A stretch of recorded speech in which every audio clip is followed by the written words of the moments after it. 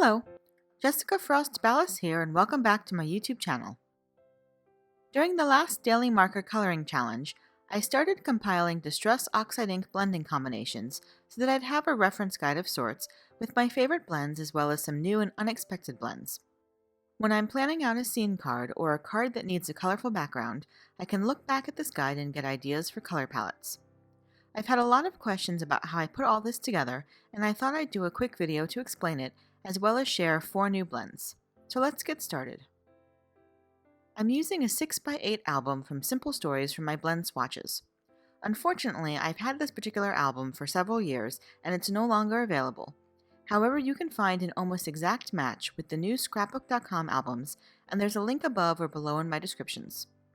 There are also lots of different colors and patterns available in this size. Inside, I have a cover page with large rainbow blends using a page protector for 2 4x6 panels. On the back, I have a post-it note that reminds me of what size panels I need for the blend, as well as the backing pages. Next, I have page protectors that are divided into 4 3x4 inch pockets.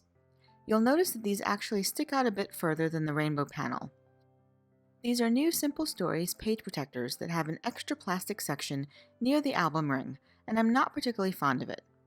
I ran out of my old page protectors and found these, but I don't really like them. I just ordered a set of page protectors from Scrapbook.com that seem to be the most similar to my old page protectors, and I've linked them below. So these are the blends I've created so far. During the challenge, I focused more on one color family per day, and now I'm starting to do mixes between the color families. I think during the next challenge, I'll focus more on individual colors to expand the blending possibilities for each color. As you can see, this will definitely be an ongoing process. I used Strathmore Bristol smooth cardstock for my blends, and I cut a 9x12 page down into 8 panels that are 3x4.5 inches.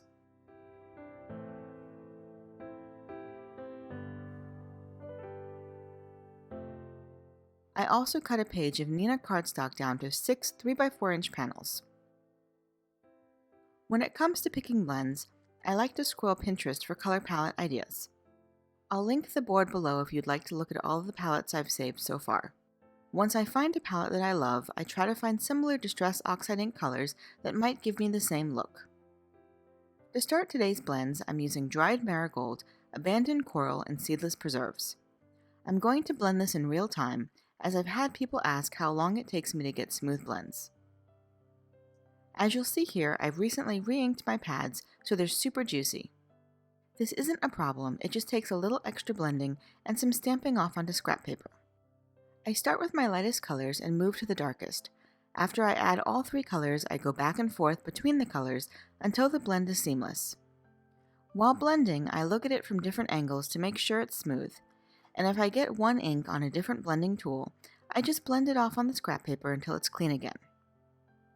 These are just some of my favorite blending tips and tricks. You can find more of them in the video linked above. It takes me about 3.5 minutes to blend this panel, but I think it's well worth the time.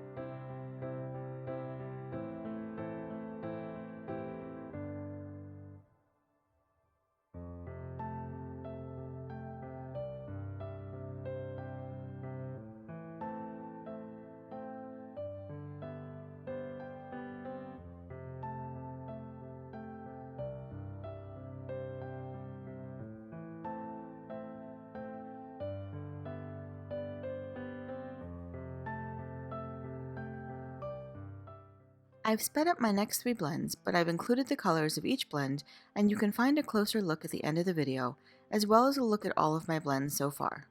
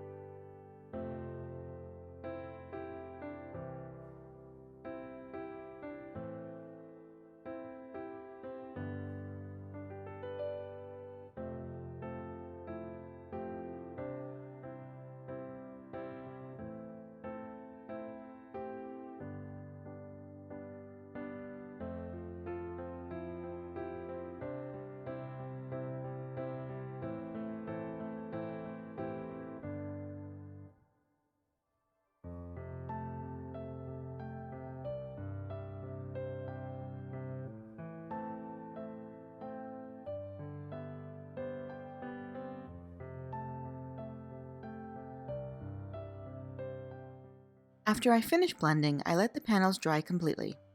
While they're drying, I print labels for each blend. You could definitely handwrite these if you prefer, but I'm continuing to have some problems with my right hand, and writing tiny words like that is quite painful, so labels work best for me. I save tape by chain printing the labels and using 2 lines for each color. Once they're dry, I trim a 1/4 inch off all 4 sides of the panel. This gives me a nice smooth blend with no smudges or dark edges. Again, this isn't a necessary step, but I like how they look this way. I add adhesive and then adhere my blended panels to the 3x4 inch Neenah panels. Finally, I add my labels to the bottom and then slide them into the album.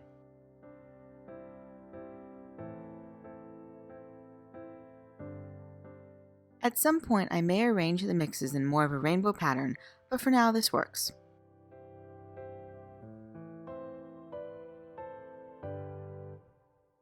And here's a closer look at all of my blends so far.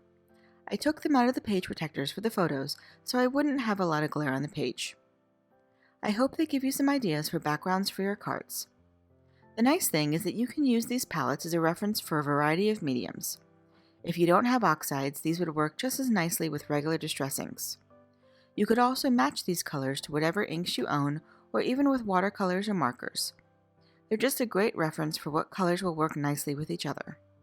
I also find that they can be used as inspiration for Copic coloring blends.